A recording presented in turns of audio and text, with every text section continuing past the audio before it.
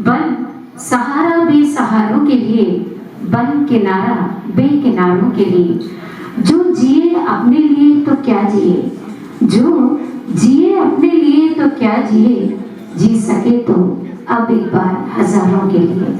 जी हाँ, हम हजारों के लिए जीने का संकल्प ले रहे हैं और अपने गुरुवर के साथ में आज यहाँ मौजूद हैं। तो हमारे बीच में जो मौजूद हैं भंवर राम जी, वो चंद कविताओं के माध्यम से हमसे कुछ कहना चाहते हैं। सदगुरु कैसा भी हो तैरन हारा, मिले न जब तक शरण सहारा, ओ न सका उस पार सदगुरु, एक तुम्हें आधार सदगुरु। परम आदरणीय गुरुदेव के चरणों में सादर प्रणाम, वंदनीय गुरु माँ के चरणों में सादर प्रणाम। आप सभी का शेष ने सादर अभिनंदन। कविता तो होगी, एक मन की बात मैं करना चाहता हूँ आपसे। कोई अगर आपसे ये कहे कि मेरा गुरु ज्ञान में बड़ा है,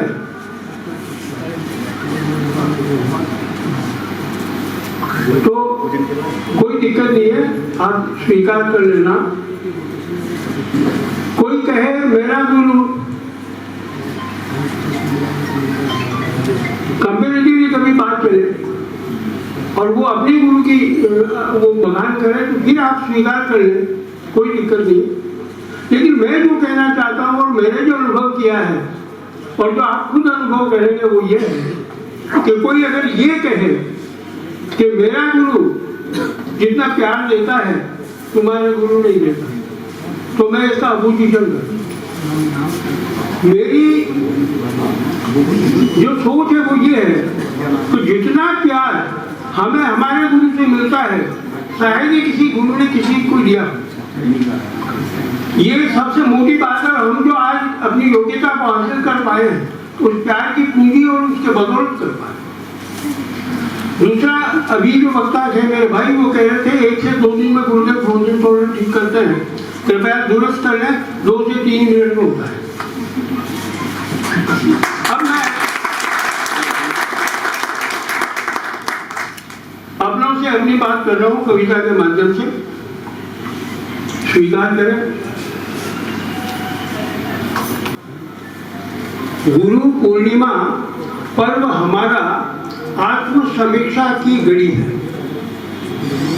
एक भी शब्द निरर्थक नहीं है, कृपया ध्यान दें। गुरु पूर्णिमा पर्व हमारा आत्म समीक्षा की घड़ी है और समस्त गुरु के शिष्यों की जिम्मेदारी बहुत बड़ी है। गुरु पूर्णिमा पर्व हमारा आत्म समीक्षा की घड़ी है और समस्त गुरु के शिष्यों की जिम्मेदारी बहुत बड़ी है। गुरु कृपा तो बरस रही है, गुरु कृपा तो बरस रही है, निज घट को तुम सही करो। गुरु कृपा तो बरस रही है, निज घट को तुम सही करो। और यदि चाहते हो कुछ पाना तो अपनी श्रद्धा को घनीभूत करो। यदि चाहते हो कुछ पाना तो श्रद्धा को घनीभूत करो। गुरु तो पारस है, पक्का है। ये कविता के माध्यम से कह रहा हूँ, पर मैं ये भी बता दूं कि गुरु पारस से भी आगे होता है। पारस तो लोहे को सोना बनाता है, पर गुरु अपने शिष्यों को गुरु ही बना देता है, गुरु जैसा बना देता है, अपने जैसा बना देता है। इसलिए गुरु गोविंद से भी अधिक पूज्य है। तो गुरु पारस है, गुरु तो पारस है, पक्का है, तुम लोहा तो बन जाओ। गुरु पारस है, पक्का है, तुम लोहा तो बन जाओ। और छत्रपति यदि चाहते बनना, छत्रपति यदि चाहते बनना तो पहले सेवा बनकर आओ। छत्रपति यदि चाहते बनना तो पहले सेवा बनकर आओ। और परख पात्रता की जरूरी, परख पात्रता की जरूरी, चलती नहीं गड़बड़ी है। और समर्थ सत्ता के समर्थ गुरु के शिष्यों की जिम्मेदारी बहुत बड़ी है। समर्थ गुरु के शिष्यों की जिम्मेदारी बहुत बड़ी है। गुरु को अनुशासन प्रिय है, गुरु को अनुशासन प्रिय है, साथ निभा पाओगे क्या? गुरु को अनुशासन प्रिय है, साथ निभा पाओगे क्या? और है अपेक्षा कुछ उनकी भी, कहो पूरी कर पाओगे क्या?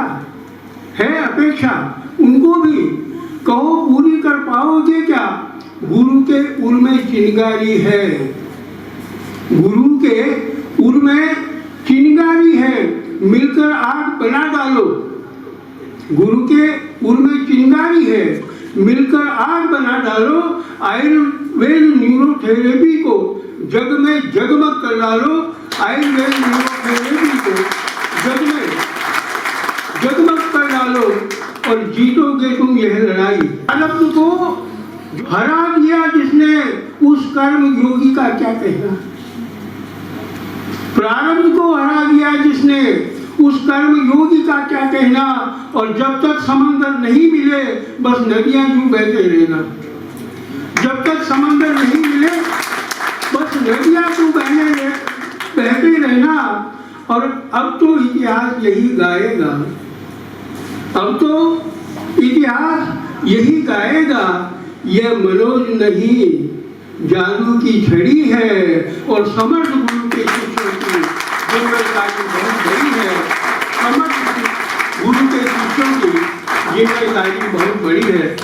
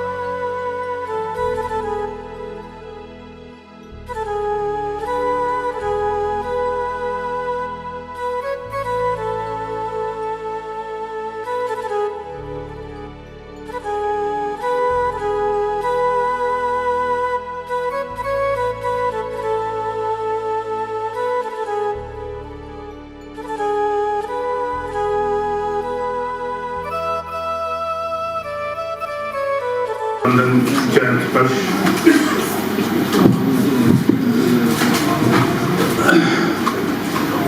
गुरु पूर्णिमा के अवसर पर बिल्कुल शांत स्वभाव, जैसे एक शांत पानी सा होता है जिसके अंदर सब कुछ देख लें, बस वैसी ही एक मूर्त जो हमारे अध्यापक रहे, टीचर रहे हमारे सेशन में, डॉक्टर योगेश मिश्रा जी को नमस्कार। चरण स्पर्श। हॉस्पिटल में, हमारे आयुर्वेद न्यूरोथेरेपी के हॉस्पिटल में एवर स्माइलिंग फेस हम हमारे ग्रुप में बोलते थे, जो सदा हम मुस्कुराते रहते थे, जिनके फेस पर दुख नाम का कोई चीज ही नहीं था, खुशी का पर्याय।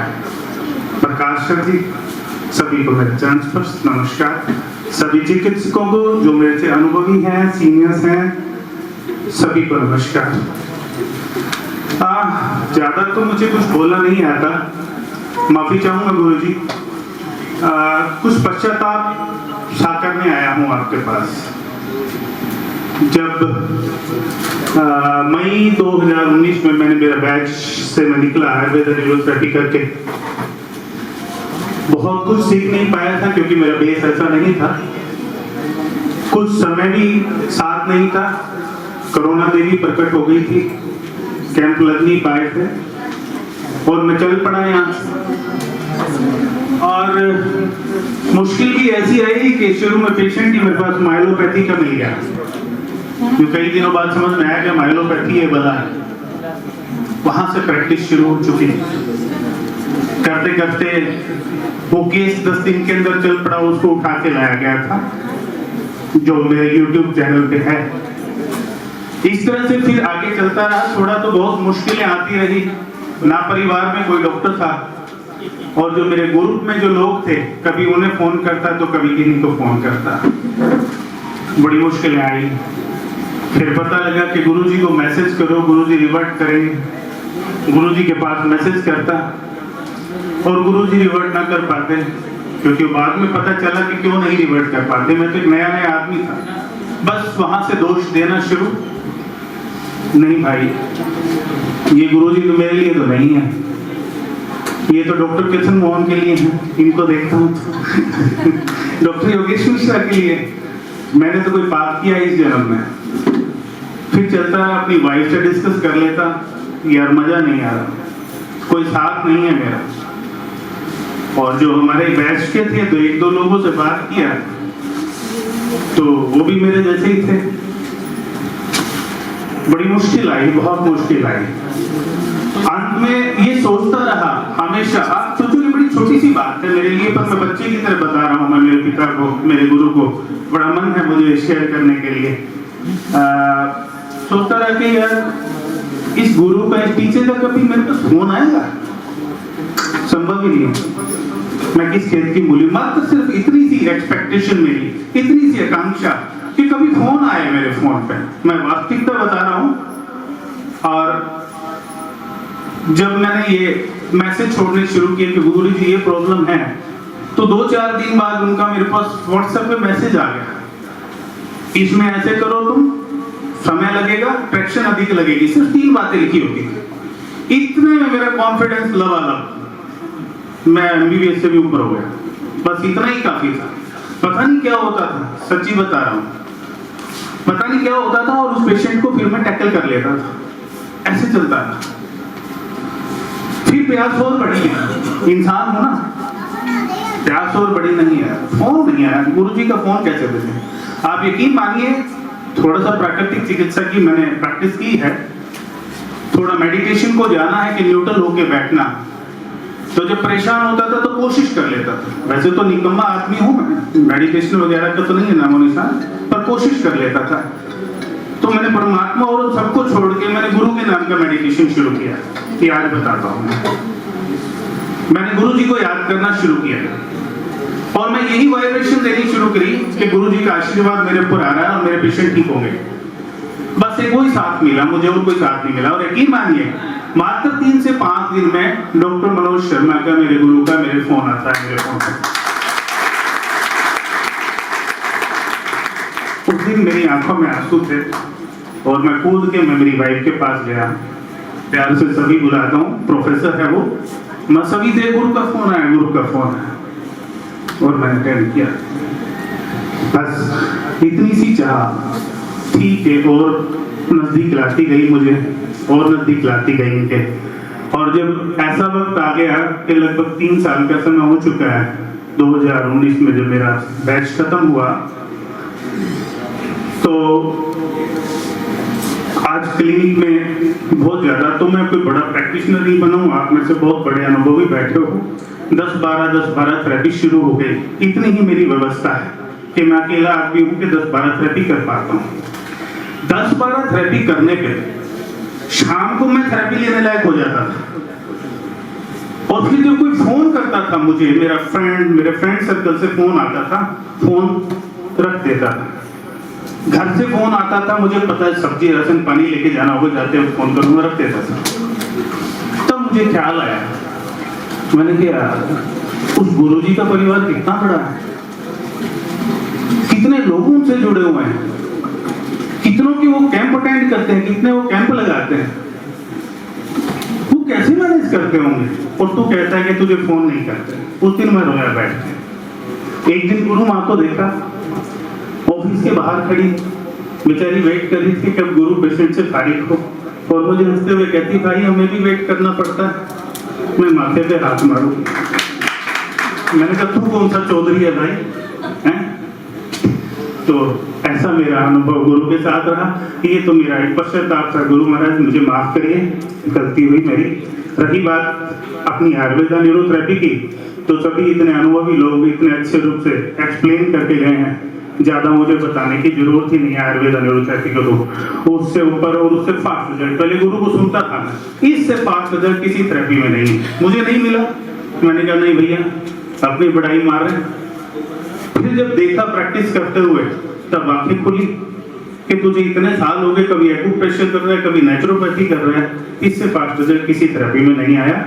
और लंबी बात हो जाएगी, कई न्यूरोथेरेपी के नाम से भी कोई थेरेपी है, उनके साथ कंपेयर करके देखा एक दो बार में, तो वो भी नतमस्तक हो गए आयुर्वेद न्यूरोथेरेपी के सामने। फिर पश्चाताप हुआ, मैंने कहा मैं क्या सोचता रहता हूँ। बहुत बार ऐसा होता है कि किसी इंसान के बारे में बिना पूरा जाने, पूरी तरह से जाने बगैर हम अपनी कुछ धारणाएं बना लेते हैं। ये बहुत गलत है, जब तक कि हम उसे पूरा ना जान पाए। ऐसा नहीं करना चाहिए, ऐसा नहीं बनाना चाहिए। बाद में बस जैसे जैसे मेडिटेशन किया और गुरु को पाया, उस दिन से बस गुरु का ही मैंने नाम जपना शुरू किया। ये मेरी वास्तविकता है। और लिखने का आदी तो नहीं हूँ, कुछ 4 लाइनें मैंने लिखी। माफी चाहूंगा गुरुजी, हरियाणा का हूँ, थोड़ा मजाक करना आदत है, थोड़ा हंसा भी देता हूँ। कभी 4 लाइनें लिखी थी कॉलेज में लड़कियों के लिए, उनसे प्रीत जगी थी। और इतने सालों बाद आज 42 क्रॉस कर लिया मैंने कि मेरे गुरु के लिए प्रीत जगी है। इतने सालों बाद आज आपके लिए कुछ लिखा है। लिखना तो नहीं आता, यूं कहूंगा कि 4 लाइनें जोड़ी, क्योंकि हमारे एक जो मित्र बैठे हैं, स्वीट 16 मित्र, थोड़े मजाकिया अंदाज में आता हूँ, स्वीट 16 डॉक्टर भंवरलाल शर्मा मेरे सबसे घनिष्ठ मित्रों में से मैं समझता हूँ। उनकी आंखें इतनी खतरनाक है, पहले तो ये सोचना पड़ता है मुझे क्रोधित मुद्रा में है, प्रसन्न मुद्रा में है, फिर जाके उनके नजदीक में बात करना शुरू करता हूँ। तो वो लेखक, वो कवि मेरे सामने बैठे हैं, तो उनके सामने मैं कहूँ कि मैंने कविता लिखी है, बिल्कुल वैसा ही हो गया कि मैं डॉक्टर मनोज शर्मा को कहूँ कि आओ जी मैंने आयुर्वेद न्यूरोथेरेपी बताता हूँ आपको कैसे, बिल्कुल ऐसा सर। तो उनसे मैं क्षमा चाहूंगा, इजाजत चाहूंगा कि 4 लाइनें जो लिखी मैं बोल पाऊं, जोड़ी कविता के रूप में ना ले प्रभु। डॉक्टर मनोज भंवरलाल शर्मा जी, काम है अधूरा, सफर अभी बाकी है। काम है अधूरा, सफर अभी बाकी है। कहने को तो हम बन गए थेरेपिस्ट, पर इस ज्ञान की तड़प और प्यास अभी भी बाकी है। ना छोड़ देना हाथ मेरा, कि तेरा साथ अभी बाकी है, कि तेरा साथ अभी बाकी है। इस कविता का टाइटल है तेरा साथ अभी बाकी है। देखी है तेरी महिमा, देखी है तेरी महिमा, चला हूं डगर तेरी। जैसे छोटा बच्चा प्लेन देख के अपने बाप से जिद करता है, फादर से, कि पापा पापा मुझे ये चाहिए, हालांकि उस लायक नहीं होता कि वो प्लेन ही चला सकता है। तो डॉक्टर मनोज शर्मा गुरुजी की डगर तो मैं नहीं चल सकता, पर तो जिद तो कर सकता हूँ ना उनको बात मान के, कि देखी है तेरी महिमा, चला हूं डगर तेरी। पर मुश्किल लगती है मुझे अभी राह मेरी, क्योंकि समझ मेरी नाकाफी है। ना छोड़ देना हाथ मेरा, के साथ तेरा भी बाकी है, के साथ तेरा भी बाकी है। 2 लाइनें और थोड़ा सा और ज्यादा उनके मुंह में चला गया, प्यार में चला गया। तो लिखा कि मेरा तुझे हाल बयां करना, मेरा तुझे हाल बयां करना, पर तेरा बिन कहे सब समझ लेना। करता रहूंगा प्रयास मेरा, ऐसा रिश्ता मेरा अभी बाकी है। ना छोड़ देना हाथ मेरा, कि तेरा साथ अभी बाकी है, कि तेरा साथ अभी बाकी है। आखिर में रहूं हमेशा भगत में तेरा, ये अरदास मेरी साची है। ना छोड़ देना हाथ मेरा गुरुदेव, के साथ अभी बाकी है, के साथ अभी। अंत में मेरे गुरु की तरफ से मई 2019 उन सब की तरफ से, और मैं इस हरियाणा की माटी आपके चरणों में वंदन करता हूँ। प्रणाम स्वीकार करें, हाजिरी स्वीकार करें। धन्यवाद।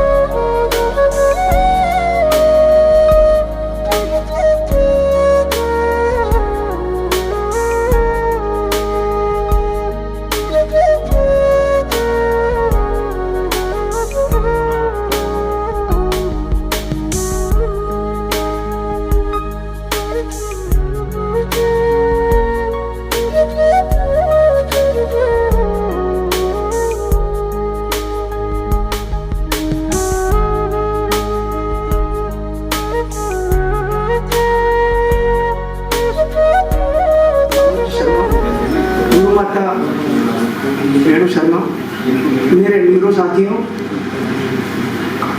बहुत देर तक सुनते सुनते शायद आपके कान पक गए होंगे। कुछ हटके में कहना चाहता हूँ। एक कंपनी थी, फैक्ट्री, अब बंद हो गई। दुनिया भर के उन्होंने टेक्नीशियन, इलेक्ट्रिकल इंजीनियर सबको बुलाकर उन्होंने बता दिया। अब वो दिल्ली से भी आ गए, सब कुछ आ गया और वो चालू नहीं हो रही थी। एक बंदा आया, बुलाया, उसने कहा, सब कुछ देखा, अपना बैग निकाला, और बैग निकालने के बाद उसमें से उसने एक नट निकाला और नट को लगाया और उसने कहा तुम चालू करो। फैक्ट्री चालू हो गई। फिर उस सेठ ने उसको पूछा, सर आपके कितने पैसे हुए? उसने कहा मेरे 20,000 रुपए हुए। उस सेठ ने बोला क्या एक नट लगाने के 20,000 रुपए कैसे? तो उस टेक्नीशियन ने उसने कहा सर नट के तो मात्र 10 रुपए हैं, 19,900 रुपए 990 रुपए इस बात के नट कहाँ लगाना। आप में जो न्यूरोथेरेपी करते हैं, आप वो नट लगाने वाले हैं क्या? पर वो नट कहाँ लगाना है आपको, ये आपको किसने सिखाया? तो एक बार मेरे आग्रह पे आपके, मेरे सबके गुरु के लिए जोरदार तालियों के साथ स्वागत करें कि आपको और हमको उस नट को लगाने के काबिल बनाए। बाकी तो जैसे हम आए दुनिया में, मेरे साथी रमेश जी भट्ट भी कह रहे हैं, हाँ ये अलग बात है कि मैं काफी पहले से एलोपैथिक को छोड़ के प्योरली आयुर्वेद पे आ गया और बहुत कुछ मैं अपनी दवाई बनाता था। एक गुरु की, जो अपने गुरु है, गुरु की हार किसमें होती है? क्या आप में से कोई बता सकता है कि गुरु की हार किसमें होती है? मेरी दृष्टि से गुरु की हार होती है अपने शिष्य से हारने में भी गुरु जीत जाता है। जब गुरु को लगता है कि मैंने जिसको ट्रेंड किया वो मेरे से भी अच्छी थेरेपी करने लगा, और हो सकता है कि भविष्य में आप में, हम में से ऐसे नरसिम्हा तैयार हुए जो एक एक अपने अपने जगह पे 50-50 को तैयार करें, तो एक साल में अपनी संख्या हिंदुस्तान में 1500, गुरुजी ने अपने को 1000-1500 के आसपास अपने ट्रेंड न्यूरो ट्रेनर को अपन हिंदुस्तान में दे रखा है। और अगर अपन 50 ये कर लेते हैं, एक जना 50 को तैयार करें, तो ये अपन कर सकते हैं। गुरु पूर्णिमा अपन मना रहे हैं।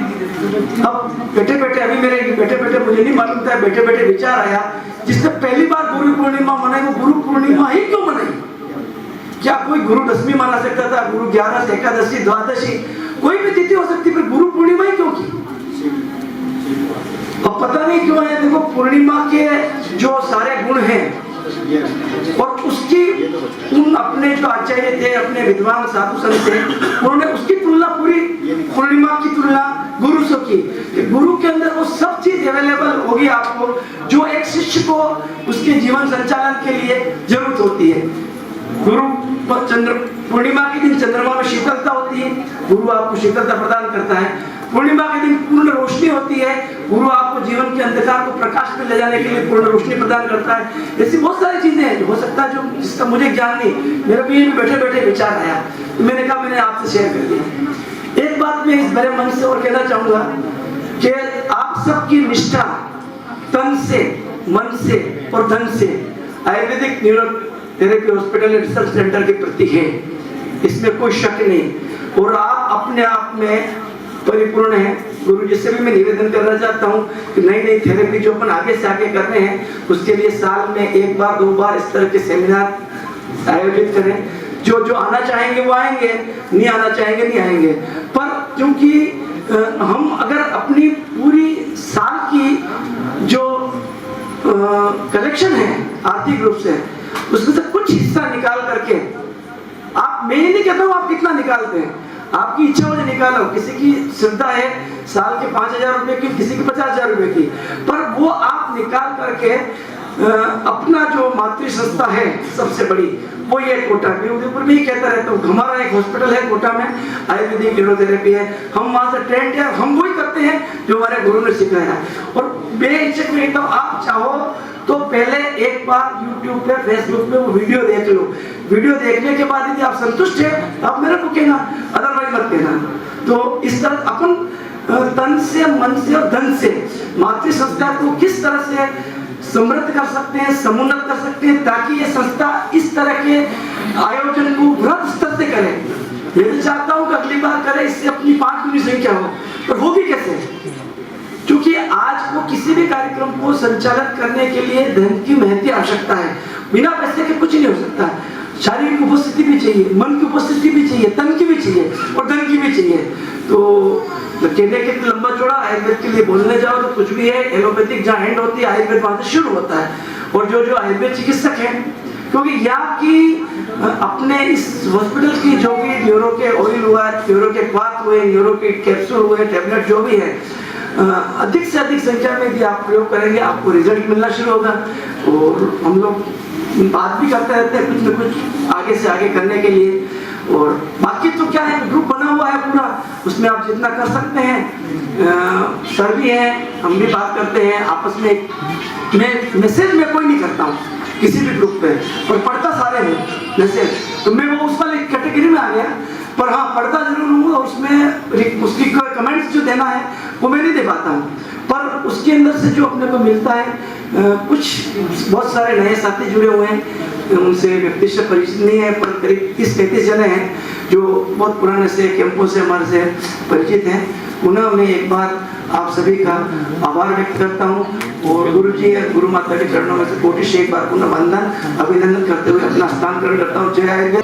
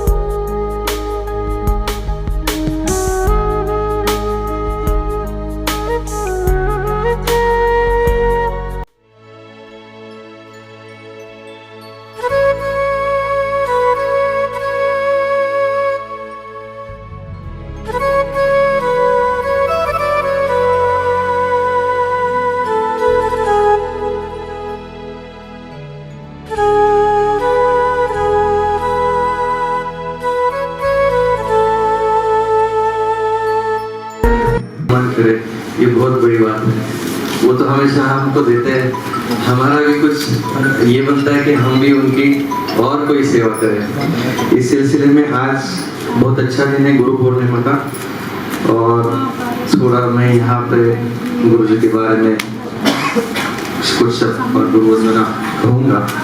उससे पहले गुरु ब्रह्मा गुरु विष्णु गुरुदेव महेश्वरा गुरु साक्षात परब्रह्म तस्मै श्री गुरुवे नमः। दीदी के जैसे अच्छा गला नहीं है मेरा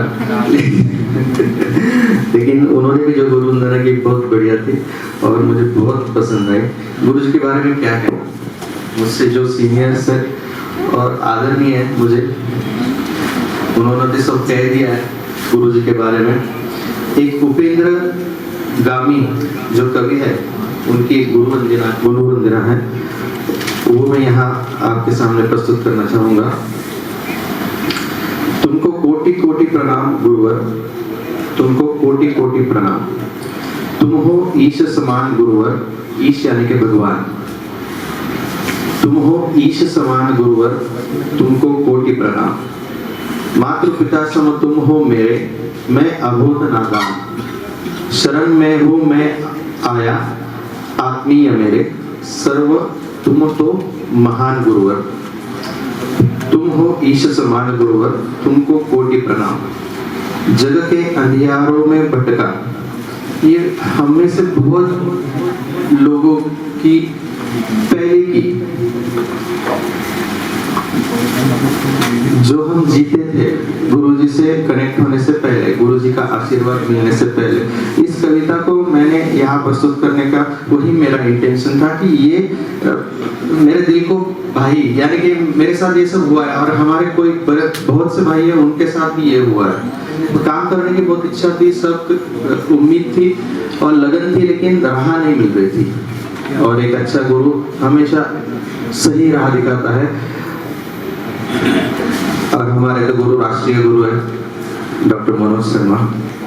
आगे बढ़ता हुआ कविता में, जग में अंधियारों में भटका, राही में अनजान, उज्जवल पथ पर मुझे चलाना, दे अमोल दिव्य ज्ञान। गुरुवर तुम हो मेरे ईश समान गुरुवर, तुमको कोटि प्रणाम।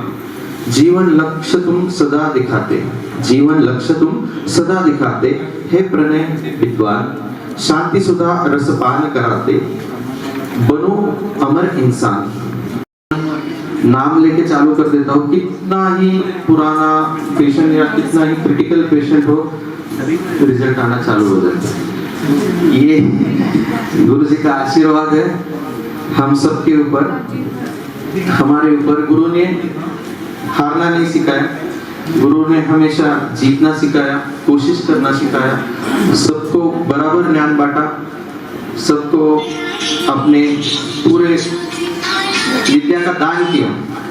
मेरे जो मुझसे पहले जिन्होंने आदर व्यक्त किया गुरु जी के सामने, उन्होंने उनका बहुत सा जो गुरु जी के बारे में जो कहना चाहिए वो तो कह दिया। हमारे गुरुजी ने लॉकडाउन जो था, तभी लॉकडाउन में भी गुरुजी सबके लिए काम कर रहे थे।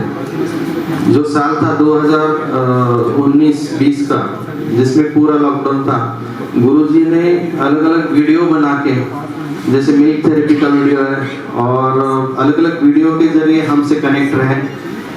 प्रश्न मंजूषा चलाई, वो भी हमें याद है। प्रश्न मंजूषा में जिसको भी जो गुरुजी प्रश्न देते, हम हमारे तरफ से हमको जो मालूम है हम उत्तर देते। किसी के बारे में कुछ नहीं कहा ये गलत कर रहा है, आप गलत बोल रहे हैं, लेकिन सबके बारे में उन्होंने हमेशा अच्छा ही कहा। कोशिश करना, मैंने बोला जैसे गुरुजी ने हमको सिखाया, नहीं जाते दुनिया के सारे शौक पाले नहीं जाते, कांच के खिलौने हवा में उछाले नहीं जाते। कोशिश करने से जीत होती है आसान, कोशिश करने से जीत होती है आसान, क्योंकि हर काम तकदीर के भरोसे टाले नहीं जाते। धन्यवाद।